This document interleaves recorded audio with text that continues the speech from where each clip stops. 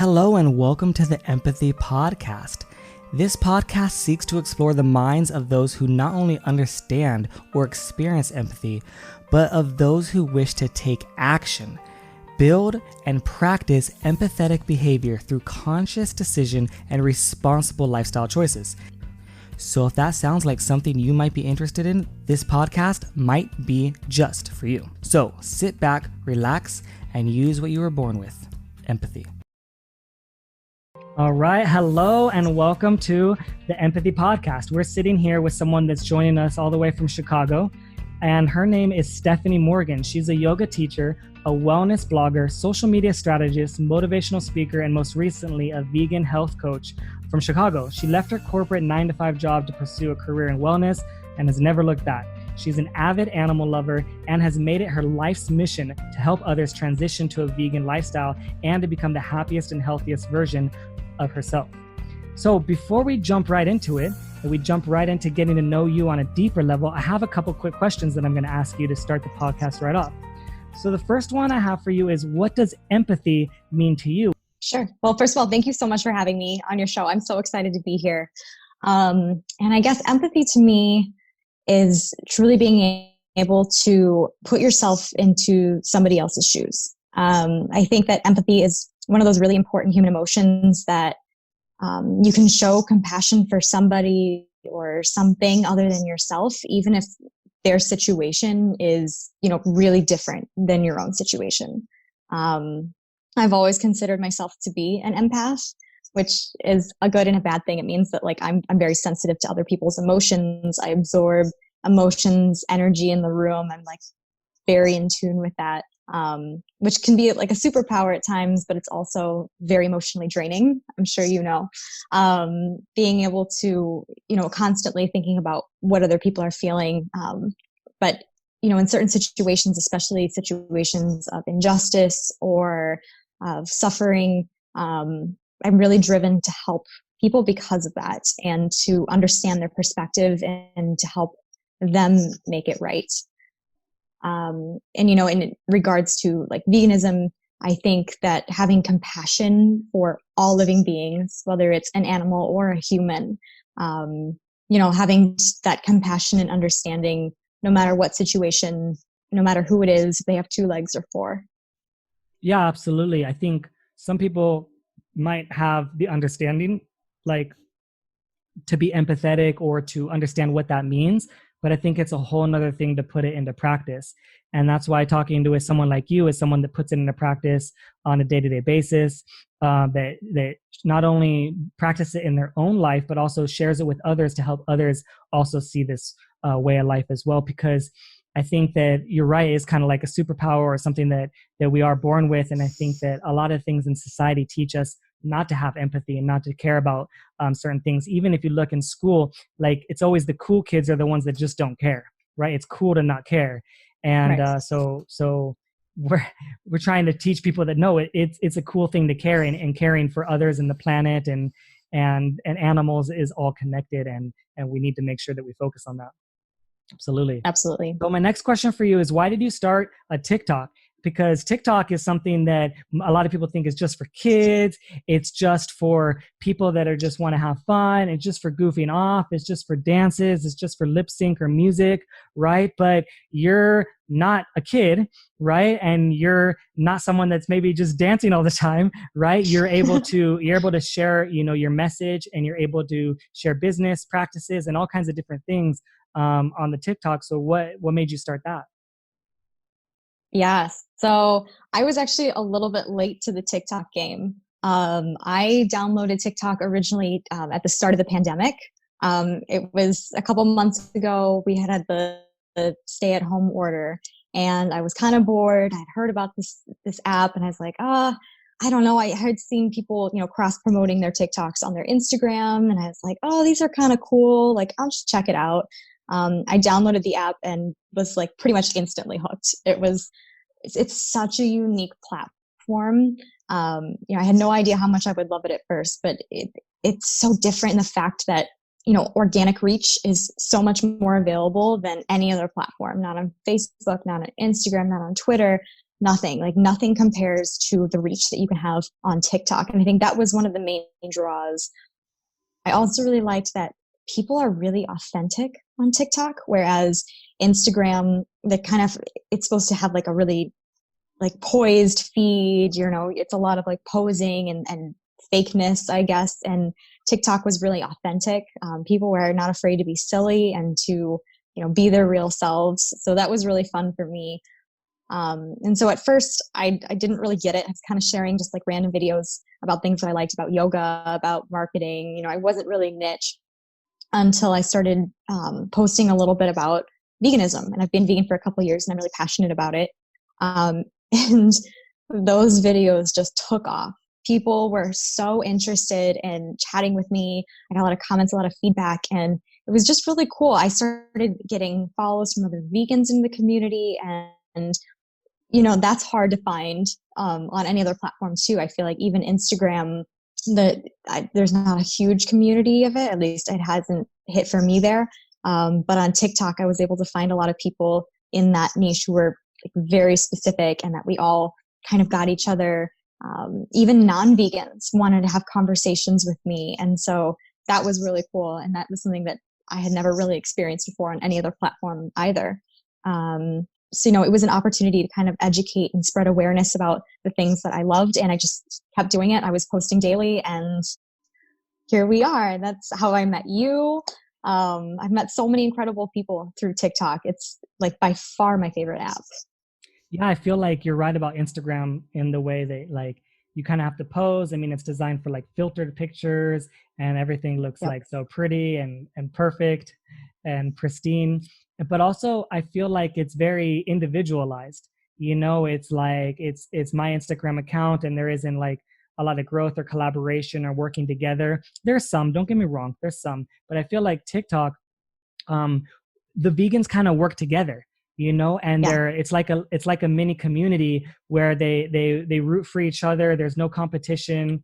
They push each other up. They're, supporting each other in the comments. It's like we have each other's back, kind of thing. And then like trends and ideas come and like someone uses that idea and then maybe you get the idea and you want to try something similar. That's maybe the same sound, but like a little bit different message. And I think that we all kind of feed off of each other in a really well way. And I don't know if that'll go away, but that's definitely a nice little something that I didn't expect. Kind of jumping into it. Yeah, being able to have people come in the comments. I have other vegans coming to help me, talk to non-vegans or people, we're all having conversations together. And it's just this little community that I never expected to have and I could never have found on any other platform. Yeah, and it's weird too, like how if you share like a video from TikTok or whatever to like a Facebook or Instagram or Twitter or whatever, like not always, but it's interesting how some people will just gravitate towards those and really love those. Like on my Instagram personally, like before I started posting my TikTok stuff on Instagram, like, I'd get a normal amount of likes or comments or whatever, kind of average or whatever, or like followers, not kind of very slow growth, like when I wasn't trying. And when I was posting TikTok videos, I noticed that the views were going up way high, right? They were increasing the views. They were increasing, the comments, increasing the likes, increasing the followers just from those videos alone. And it was interesting too, because I thought that maybe they would think this is stupid or silly. And I wasn't sure how people would react to it, but I kind of started to not care what people think. And I started to just say, I'm going to post what I think is funny and what I enjoy and what I'm happy with. I was going to say that is a really cool point because if you cross promote your videos from TikTok to Instagram, I post my TikToks on my Instagram story all the time and I'm getting more people, interested through that. I'm posting my TikToks on Pinterest, on my Twitter account, using this app as a platform to kind of push out content to other platforms. And I've seen huge growth in numbers just from that. People are really drawn to like that short bit of video, the 15-second kind of time limit. And I mean, it's just expanded all of my other platforms and people follow me on my other platforms because it's connected to my TikTok. So if you grow on TikTok, you're going to grow on all your other platforms too, which is cool. Yeah, especially if you have things connected as well. Like if you you can connect your Instagram there, or you can connect your YouTube there, so that people can go directly from there, right from there. But also you could put a link in your bio, and then Right. whatever else you want people to go from the link in the bio. And if you look at your numbers, your analytics, you can start seeing like how many people are seeing, directly clicking onto your profile and that sort of stuff. And it's really good numbers and really good information and great traction. If you're looking on anything, whether it's business or growth, or if you're trying to sell something, you're trying to promote something, you're trying to almost do anything, like you have a really good opportunity there, especially if you connect with some of the trends and really what works. Yeah, absolutely. All right, so next question is, why did you decide to start yoga? Yeah.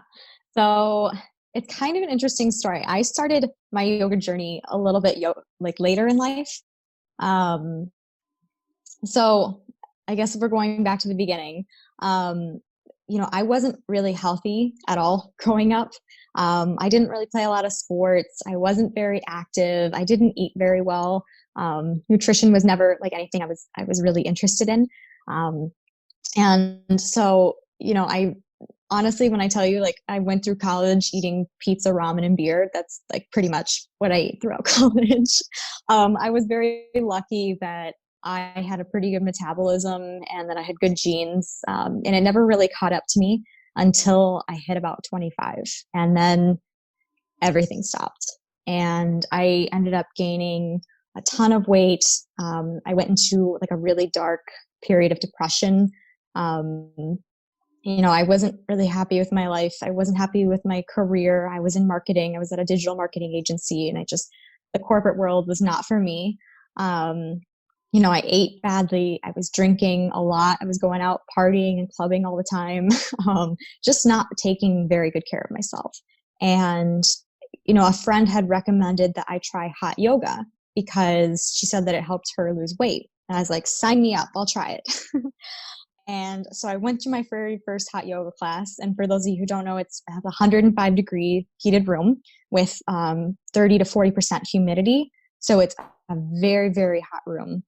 And you can either take like a 1 hour, 90-minute class, depending on where you're at. And I almost like died. I was dying. It was so hard. It was one of the hardest workouts I'd ever experienced in my entire life. I had never expected yoga. I mean, everyone thinks yoga is this very like calming and chill thing. Like, no, it was so difficult. And I left that class and I was just dead. But like, I don't know, something like I never had felt so good in my own body as I did after I finished that class. I don't know if it was the release of endorphins or just my body was just craving that movement, but it changed everything for me. And that was it. I was hooked. And I started going, once a day, sometimes even twice a day, sometimes even 3 times a day. Like I was all about the yoga. Like I was obsessed with it. And, it was cool because I started realizing that things in my life were changing too. Like I would stop going to the clubs till 5 a.m. because I wanted to be in bed by 10 p.m. so I could be up for my 7 a.m. class, different things that I was taking better care of myself about what I ate, how what I did with my time. And I was meeting amazing people in the community and finding relationships that I had never really been able to find anywhere else. And so after a couple months of that, I decided that I wanted to go through teacher training. And so I did a 200-hour yoga teacher training class. And it was pretty intense. The yoga teacher training is not a joke. Like you learn a lot of information. It took about 6 months to get through. So it was a great opportunity, and I'm currently 200-hour certified. But, for me, I wanted to be able to give back to other people what yoga had done for me. And that was why I became a teacher. And it was like the best decision of my entire life because it's completely catapulted everything in my life to where it is right now. Just because I started my blog because I wanted to share my wellness journey. Like I said, I stopped drinking. I was just making better decisions. And then it led me to start veganism, which I'll talk about a little bit later. And then it started into like a whole new career path. So yoga has completely changed my life. If you haven't tried it, I would highly, highly recommend it. It's not an easy workout. Everyone thinks it's going to be so easy. Yeah, I'm not flexible, so it's really hard for me. Whenever I do it, I'm like, this is killing me. It's like just like the things that everyone is doing that's really easy, like that's the hardest part for me. The stuff, well, and that's the part is like no one starts out yeah, no one starts out flexible. It's just with practice and over time. But yeah, I hear you. I know it takes time. But I was going to ask you about one of the principles I know is ahimsa, and that means that's basically like nonviolence and practicing not harming others, right? Yep. Is that absolutely. something that you teach and you practice? Yeah. So ahimsa is pretty much the reason that I went vegan in the first place. You know, I went through to yoga teacher training, and when you're in teacher training, you really start to learn about the history of yoga. It's one of the first things that we talk about. And ahimsa is part of it's called the eight-limbed path, which is kind of, I guess, a way for you to become your most yogic and authentic self. And this was based in ancient India. And part of the eight limbs, you have the yamas and the niyamas, which are your do's and your don'ts for living this yogic life. And without getting like too deep into that, yes, one of the yamas is ahimsa, which translates to non-harming. And I really like that because that one really stuck out for me because, you know, it can be non-harming, like don't kill your neighbor, don't punch somebody in the face, but it also relates to yourself. Don't hurt yourself. Don't talk badly to yourself. And then it also extends to animals, which was something that was really, really important to me. And that really stuck out was that when I heard that and I realized that, and I started thinking about it, I was realizing that I was not living an authentic yogic life by eating meat. And I had, you know, been eating meat my entire life. And I kind of realized that needed to change. And so after I graduated, I decided to become vegetarian to start. And then a little bit later transformed into veganism. But yeah, absolutely. Ahimsa is such an important concept. And, you know, you look at India, India has the highest, I think one of the highest population of vegans and vegetarians of any country in the world because of ahimsa. That's a practice that's based in like Hinduism and Buddhism. It's something that's very practiced still today in India.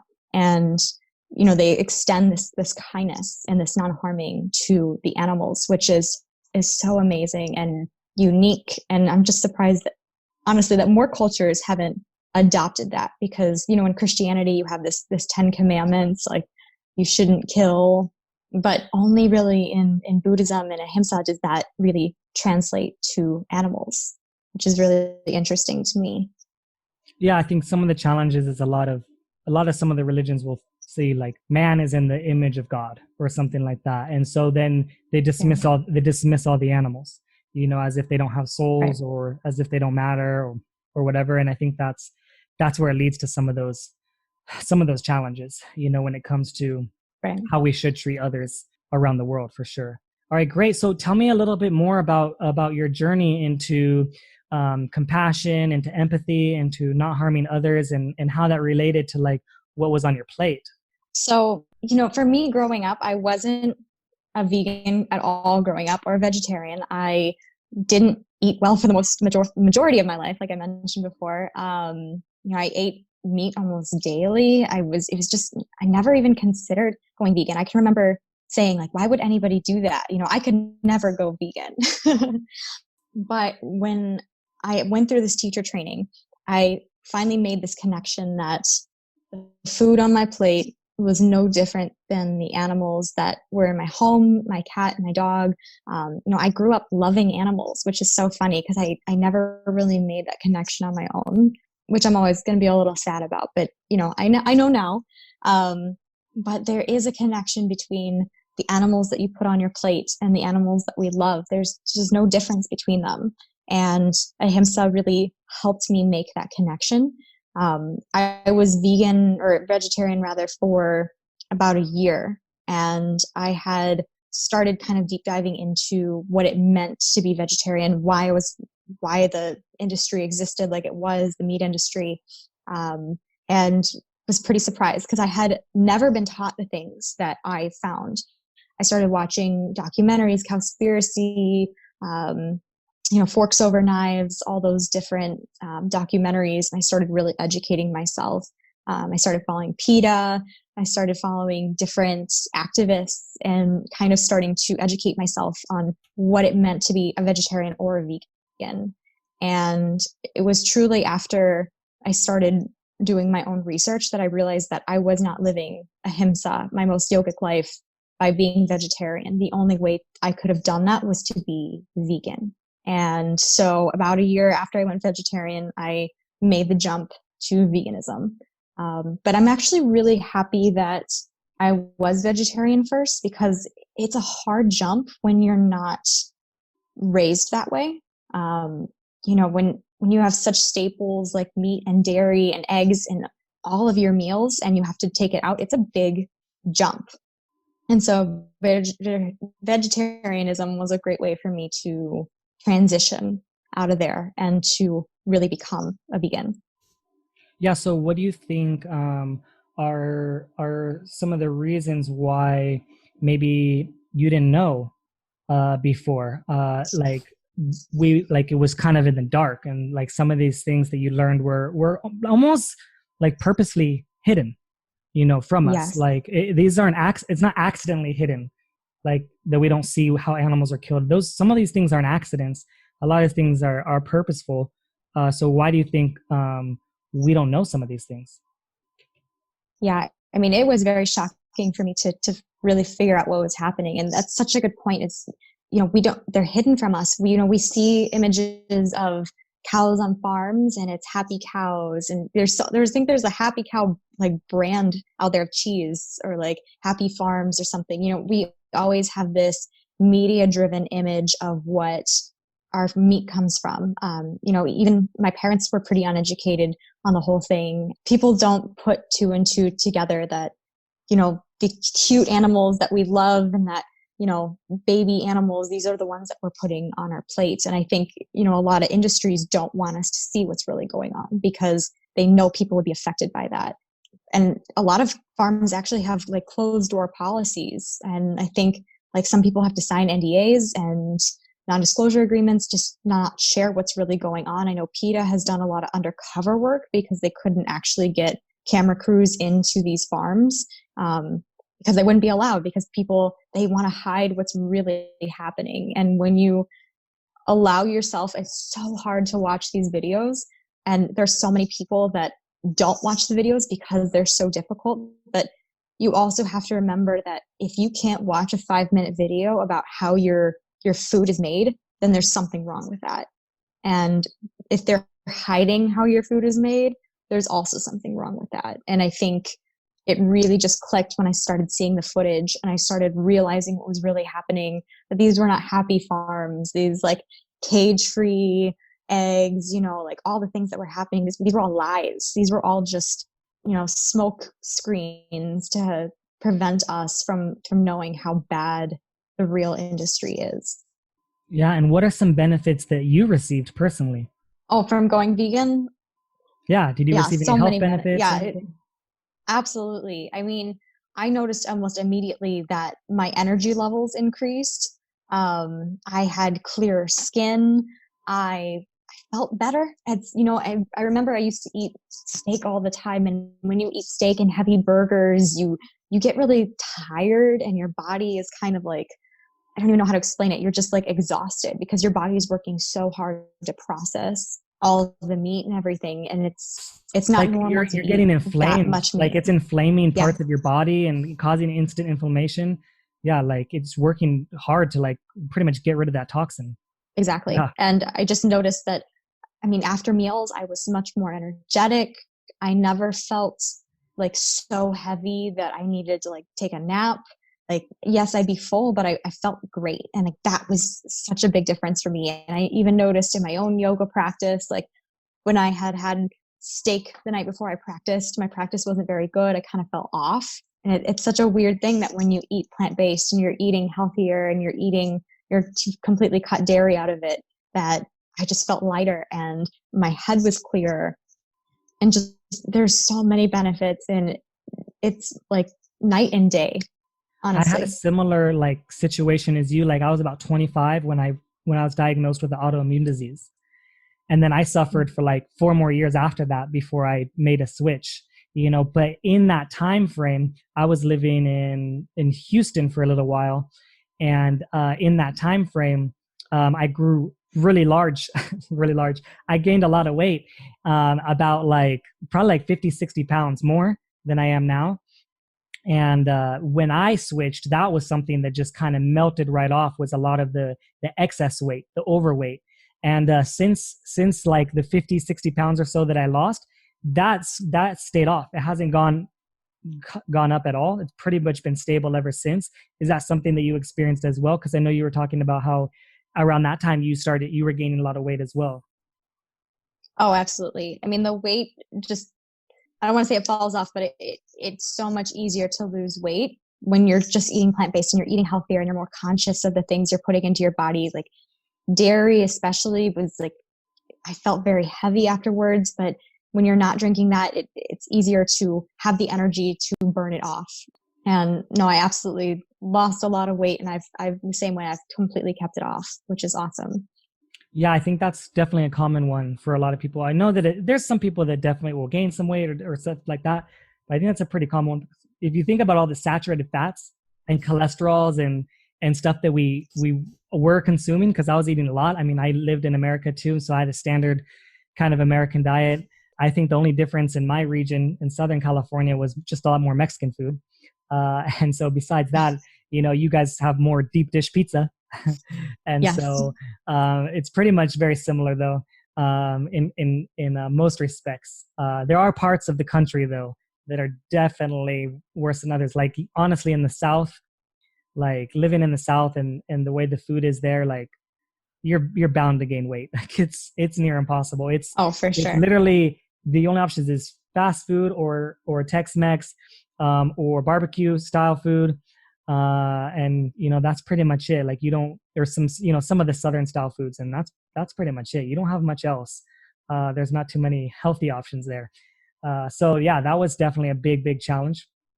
So I like hearing about the benefits, because I think that some people listening might be thinking, I don't really care so much about animals and that sort of stuff. That's not really my thing, or I don't really, care about maybe the environment. Some people, but some people are like, maybe I really care about my health, and that's my number one priority, and that's the thing that I got to fix, and that's okay, because I was similar in that respect. I was kind of selfish before. I was definitely very selfish, and so now that I took care of myself, I was able to take care of others because I wasn't taking care of myself. And I think that's a good first step for some people, is being able to take care of themselves. Yeah, absolutely. I mean, the health benefits of going vegan are huge, and there's so much proof and scientific fact behind that. And people are just so convinced that we need meat to survive and that we need meat to get our protein. But the animals get their protein from the plants. That's how they got it in the first place. And people are just not educated on the fact that plants can give you your needed nutrients. They will give you the benefits. People just are stuck in these stereotypes and these ways of thinking that have been proven not to be true anymore. The challenge is that like, let's say you just take everything that you've learned or everything that I've learned. The problem is that with so much information now, all of the information that we are getting is from like internet sources or books or documentaries or whatever we weigh, and that's fine. But the problem is that the way that everyone gets information, like in school, when we're together, when we're learning the same thing, we're not learning any of these things at the same time. So all of the things that I've learned or you've learned over the last 2, 3, 4, 5 years can be totally different, on a totally different path from somebody else, because they have their own learning journey, which is totally different. For example, maybe it was 2 days ago or 3 days ago, I was talking to someone that I was working with. I was helping someone with their garden. One of the things I do part-time is help people with edible gardens, organic gardens and stuff like that. And so I was helping him, and he's like super rich, like millionaire. And we were having this conversation about veganism and stuff, and he's a little bit overweight, and he was so surprised because my friend that I was working with is a raw fruitarian, right? And so obviously, if you have like a vegan and a raw fruitarian, like the raw fruitarian seems crazy, right? In that person's mind, right? And like the vegan person is like pretty normal, you know what I mean? In that scenario. Right. But so what he had said was something like you just mentioned. He had said, where do you get your protein from? But not in a rude or like a total unaware, like he had no idea that the protein you get was from plants, right? And I can understand that because I don't think I thought that either. Even I worked in the restaurants for several years. And so within the restaurant industry, we call meat protein. It's the protein section. When you're doing your inventory, it's the protein, you know? And so you always associate that with protein. And so for us to share with him for his first time, and he must be in his 40s, you know, maybe mid 40s or so, first time he learned, you know, that protein doesn't come from animals only.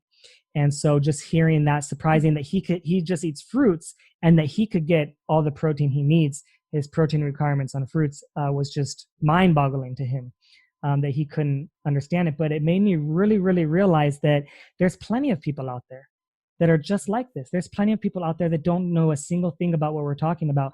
And it helped me also when I lived in another country to realize they don't even know the word vegan. They don't even know the word vegetarian. They don't even know the thought of not having an animal on your plate ever. Like that's never even crossed their mind.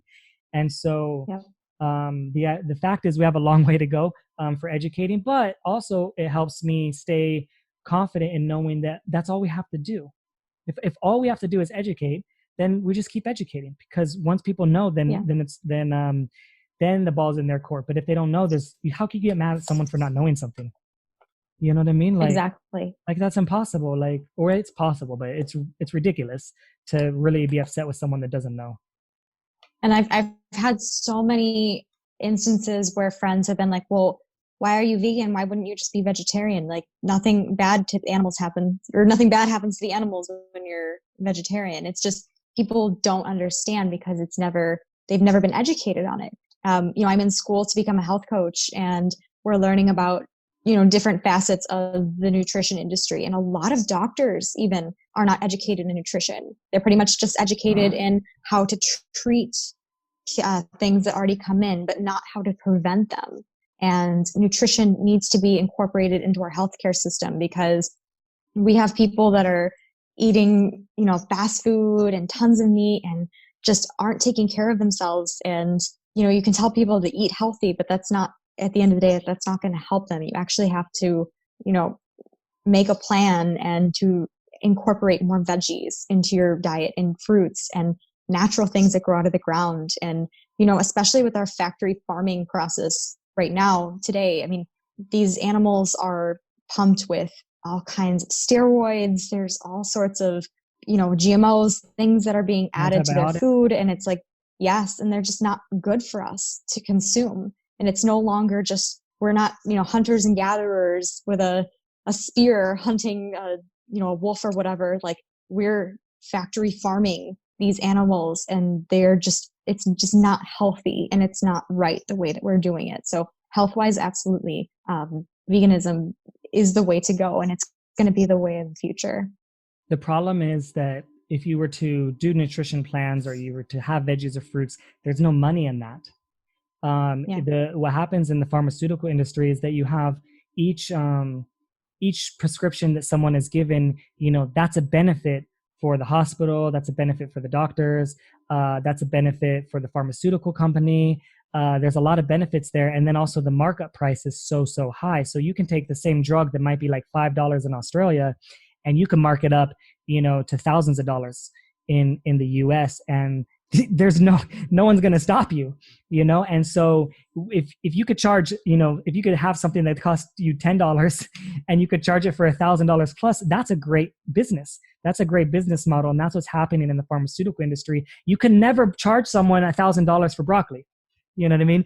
Even if you could prove, even if that broccoli had more benefits, you know, than the drug, and no side effects, which they don't have any side effects. You might poop a little bit more, but that's the only side effect. And so that's the problem in itself, when you have that going into it. And so, yeah, I definitely agree. So tell me a little bit about some of the things that you're doing now in your own personal life on an individual basis to give back, to help others. Yeah, absolutely. So I mentioned before, I've started a blog. I went through my teacher training and I've kind of, changed my life. I decided to go vegan. And during that period, I decided that I wanted to share my story and share tips with more people and reach more than just, my students in my classroom. So I started my personal blog where I share, vegan tips, yoga tips, mindset ideas. I talk a little bit about sustainability and just like things that I'm really passionate about. And that's been a really cool opportunity to reach more people through that. I love blogging. Obviously through social media, I've been able to talk about veganism a little bit. I've done my TikToks. My TikTok is pretty much completely vegan now, which I love. I think that is such a cool way to reach people, such a unique way. And it's something different. Like you mentioned earlier, it's not the same thing. You're not regurgitating information that you've pulled from an article. You're not sharing the same information that's already been circulating. You're sharing your own information on TikTok, and you're able to have conversations with people who may not have even like thought about veganism before. It's showing up on your For You page, which for those of you who don't know, it's like your main feed of people that you don't follow. My videos might show up on someone's For You page who's like, I know nothing about veganism, but this person looks like they're having fun being vegan. Like maybe I should check it out. Or maybe I want to ask a question, and because I've always wanted to know this about veganism. And so we've now opened a dialogue, which wasn't available before. And that's the cool thing about like activism. I think people have this idea that the only way to be an activist, or the stereotypical activist, is someone who has holding a sign and going to like a protest sort of thing. But there's so many ways to be an activist. You can share videos online. You can talk to your friends and your neighbors, your family. Even being a vegan in general is a form of activism, because you're not spending your money on meat. Where you spend your money matters. And so if you're not paying for meat and you're not spending your money there, they're losing money. And even though you're just one person, you're one of a lot of people who are going vegan and not spending their money on meat. So there's so many different ways that you can give back as a vegan. It's really cool. And I love that we all have different lanes. You have a podcast, which is amazing. It's one way to meet people. And I have TikTok and my blog, which is another way to meet people. And, some people have TV shows or whatever. And I think that all of us together, we're all in different lanes, but we're all, fighting for the same cause, which is really cool. Yeah, I think it's important to do what you're comfortable with, do what fits your comfort level. If you see an activist that,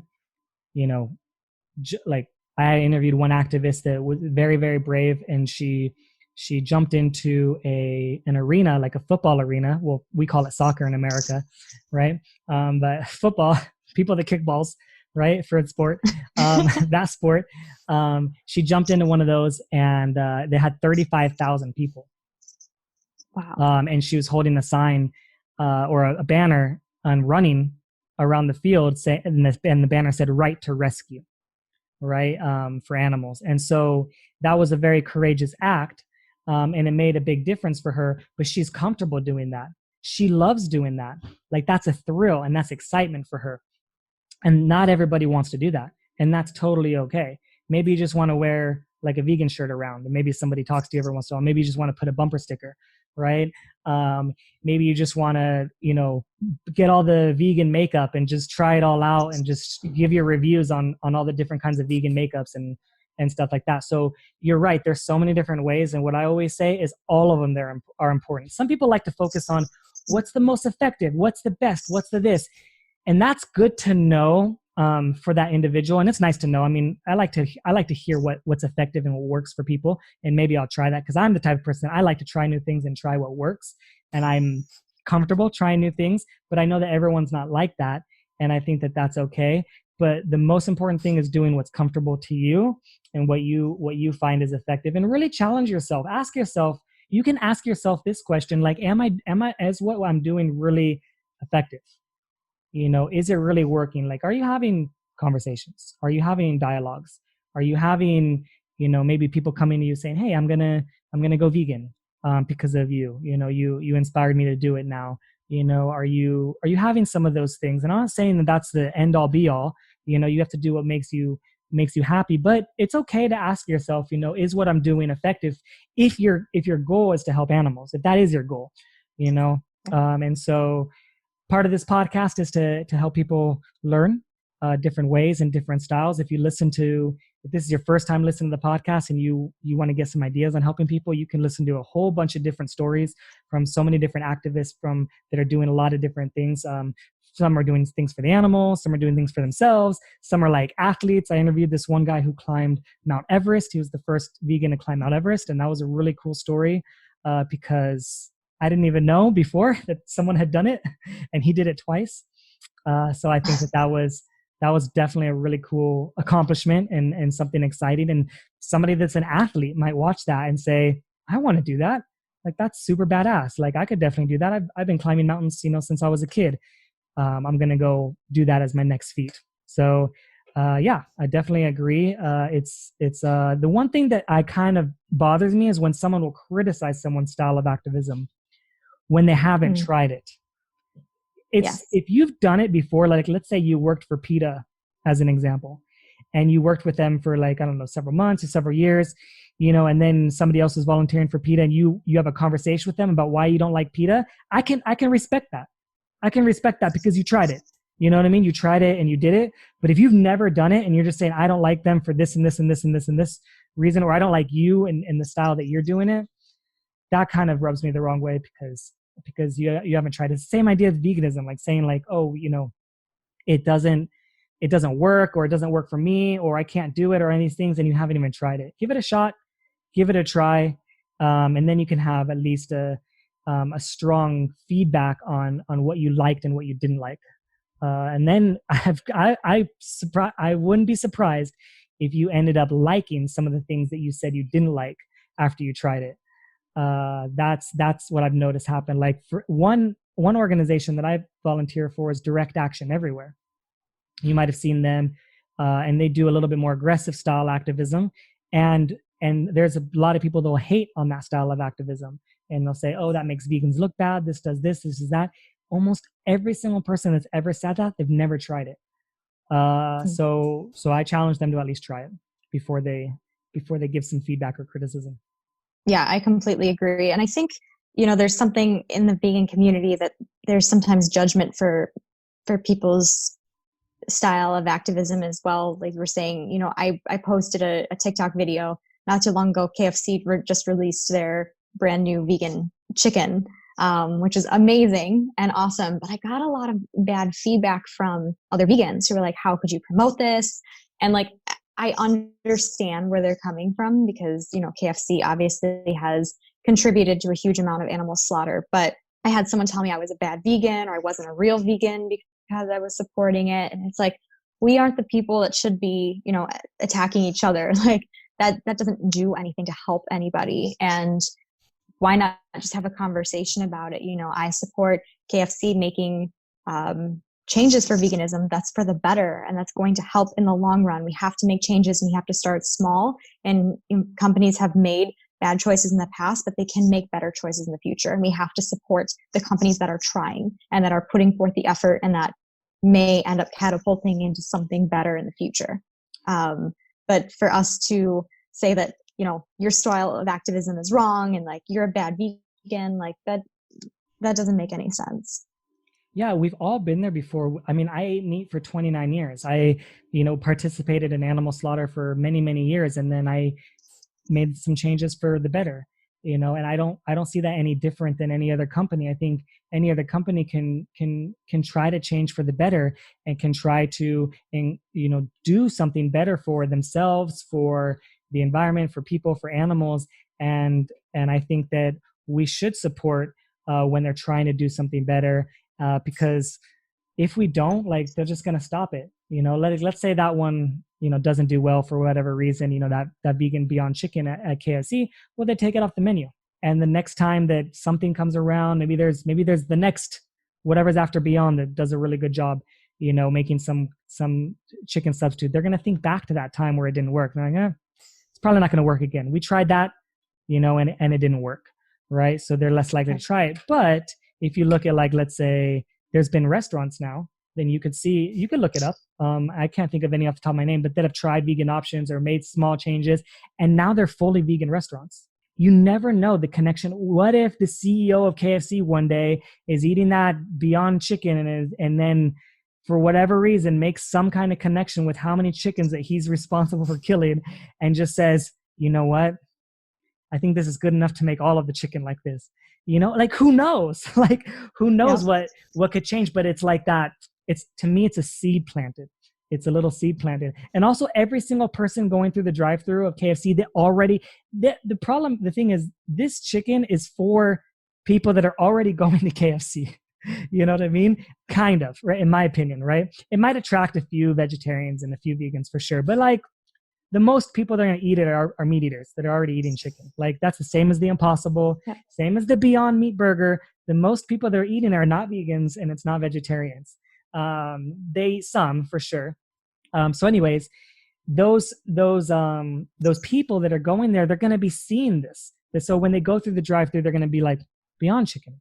And then their thought is going to be like, what do you mean Beyond? Like, wait, so is it better? Does that mean it's better than the one chicken that I'm getting? Like, do I want to get that better one? Like, why is it green? Oh, it's plant-based.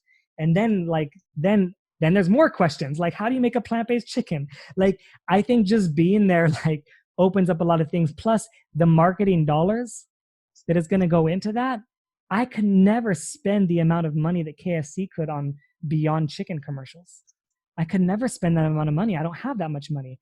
So I could never market that much, vegan chicken or whatever to other people. And then some people say, like, what about the fryers and stuff like that? You know how many French fries you've eaten in your vegan life, your vegan career? You know how many times those French fries were fried in something that was fried in, that had meat in it prior? Like, a lot of times, and you might not even know, of those times. And so yeah, but something that's fried in oil that had chicken or whatever in it, like, yeah, that's pretty gross, and it's pretty, like, that is some cross contamination for sure, but it's vegan. Like, you're not adding any harm, like, directly to it. Like, even if someone, like, I don't know, put like a burger that was already cooked and they put the fat juice onto my vegan burger, like, it would still be vegan. Like, you know what I mean? Like, no additional harm was caused. Like, the harm has already been done pretty much, and unfortunately in that situation. But I also understand totally where people are coming from. I understand if you never want to support a company like that. I totally get it. But it's very challenging, because then it puts you into a really tough conundrum, because then, like, what do you do at supermarkets?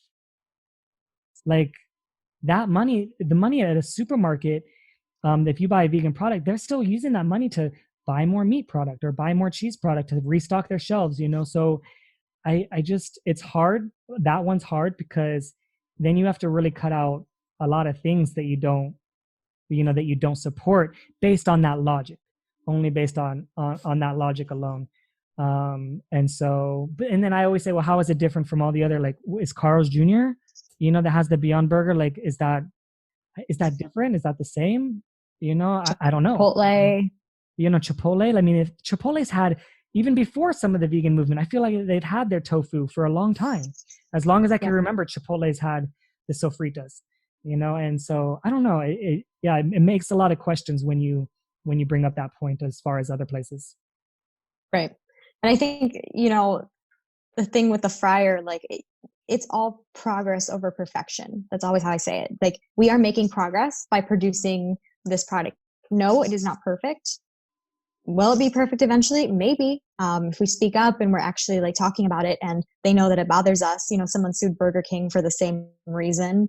Maybe, and Burger King has said they're going to make changes, and they're going to add an extra fryer so that people can have that vegan, their vegan meat. But if we don't support them and we're not buying anything, they're just going to get rid of it completely, and then there's going to be no vegan options. So progress over perfection. Like, nothing's perfect, but we're working towards a goal, and it's baby steps. We're making small steps every single day. Even if you look at, like, let's say the Impossible at Burger King, they are rolling out 3 more burgers because of the success of the first one. So now you went from 3 to 4. Now you're up 300% increase, on vegan options in one restaurant, in a restaurant that has thousands and thousands and thousands of units. Like the magnitude is so much bigger than even opening 10 vegan restaurants. Like the difference that they're making is bigger than, it's hard to fathom, how big it is actually. Yeah, I definitely agree. Yeah, and I mean I think it's the Beyond Meat stock. Their stock price is insane. It's like well over $100 now. They had like an crazy IPO. Like it was like they're doing great as a company because so many people are demanding it, because all these other restaurants are now starting to buy their products, because restaurants are making changes for the better. And like that's just showing how much veganism is making a difference and making an impact, and that if we keep supporting it, it's going to keep growing and growing. It's not going to stop, which is awesome. Yeah, we all love for everything to go vegan overnight, but we know that it's not realistic. Think of all the times that someone says, "Oh, what happens if we go vegan overnight? What's going to happen to all the animals?" Right? That same question, how you answer that same question, you answer the same way with all the other restaurants. It's a slow process. It's going to be one at a time. It's going to be a few menu items at a time. It's going to be a few things until eventually, hopefully, in a vegan world, if KFC exists in a vegan world, right, it'll be a vegan chicken place, if they exist. If they don't exist, then they don't exist. You know what I mean? It just is what it is. But we have to celebrate the progress. And the same reason I love those plant-based news or veg news or live kindly or any of those ones. I love when new stuff comes out, and I love when I see the progress, and I like celebrating those progresses, because it tells me that, it's working. It's almost like motivation, because if I didn't feel like what I was doing was making a difference, I probably wouldn't do it. I like to know that I'm making an impact. Same. All right. Well, is there anything else that maybe you want to add or that you want to share, or do you want to share where people can find you and reach out to you? Yeah, absolutely. So, one thing that we didn't quite touch on that I would love to just to share really quick is to anybody who's listening who may be, vegan curious or vegetarian curious, or is vegetarian thinking of going vegan. When I decided to make the jump to go vegan, I didn't have a lot of support. I didn't know of a lot of resources, but do know there are so many resources, and there's so many people in the vegan community that want to help you. There's tons of apps you can find. I try on my blog to share a lot of resources for people to find to help them, transition to veganism. Sharing recipes and things, because you can say go vegan, but then when it comes to what am I supposed to make? That's a hard thing too. It's more than just wanting to do it. It's actually putting it into place. And, when I went vegan, I would say one of the hardest things for me was the social aspect of being a vegan. And especially on Thanksgiving, my mom always makes a turkey, and she's very, very proud of this meal that she puts together for our family. And, when I told her, I was I'm vegan, I'm sorry, I can't eat it. She was very offended personally. And I didn't know how to handle that. And it was a really hard time for me. And so, I'm in the process right now of becoming a vegan health coach. And that's one of the things I want to do, is I want to help create a supportive community of people who want to make the jump, but need that support. And I think that that's so important. Reach out to someone who's vegan, even if you don't know them personally. A lot of us are really excited to help out, and we want to share our knowledge, and never be intimidated to, reach out, to ask questions, to do whatever it is, because we're here to help you. And it's a learning curve. Like I said before, progress over perfection. If you make a mistake, it's okay. You don't need to give it up. I know a lot of people are all or nothing. Oh wow, I just accidentally ate some cheese, I'm done, I can't be vegan now. No, it's all a process. We've all made mistakes. We've all bitten into something, or chosen to eat something, and we're oh shoot, I shouldn't have done that. It takes time to learn and train your body not to eat these things, but the long term, the health benefits, the help for the animals, the way that it just it will change your life completely. And if it's something that you're interested in, it's totally doable, and we are absolutely all here to help you. Yeah, absolutely. I love that. It's so important to it's important to know why, and a lot of people share why, and that's great. And then there's a whole nother group of people that are sharing how, how to do it, how to go vegan, how to do some of the practical stuff, and they're both important. They're both questions that you got to find the answer for. You got to find what your why is, and you got to find your how. How do you do it, and why do you do it? And once you figure that out, it's just like anything else. It's just like riding a bike or driving a car or anything else that maybe was a little bit challenging in the beginning, but then you figured it out and now you don't think about it. Now maybe you drive with your knees or something. Oh yeah. I mean, it gets so much easier. And that's one of the things that I used to like obsess over, it's just second nature, but it just takes time. And it's, you have to deal with certain situations when you're at restaurants with your friends and people are like, are you going to eat anything or can you eat anything? And you like kind of feel singled out, or just being able to be like, yeah, like there's tons of options, being able to educate other people. Or, I've brought my own snacks to parties before and people are like, what are you doing? And it's like, well, I wanted to make sure I'd be able to eat and just not to come back at people and be really defensive about it, but use it as an opportunity to educate. And that's something that it took me a while to get to that point. Because I didn't like the extra attention on me. And that's something that you just kind of get used to over time. But being able to be okay with educating and talking to people about it. And, it gets easier the more you practice. Yeah, absolutely. So where can people find you and reach out to you? Yes. So you can find me on TikTok, on Instagram, on my social media pages at Stephanie Morgyn, and that's Morgyn, Morgyn with a Y. And then stephaniemorgyn.com is my blog. And I will be sharing a bunch of new information on my blog and my Instagram and on my social profiles soon. As I start going into this vegan health coaching journey, I'm really excited. I'll be sharing a lot more information on my social pages soon. So stay tuned. I'll be offering one-on-one group coaching. So it's going to be a really exciting thing. I cannot wait. Awesome. Yeah, that sounds great. I can't wait for that. Well, everything's been great. I had a great time speaking with you. And this will be up everywhere, Spotify, Apple Podcasts, Google Podcasts, pretty much anywhere you can find podcasts. It'll be up hopefully soon. Awesome. I can't wait. All right. Awesome. Well, take care. Thank you for listening to the Empathy Podcast. I appreciate you guys for listening. I hope you guys took away something and you can apply it in your day-to-day lives. Also, I can see that there's a lot of you listening that aren't subscribed, so please subscribe. Make sure you leave a review at Apple Podcasts. That helps people find my podcast so that more people can listen.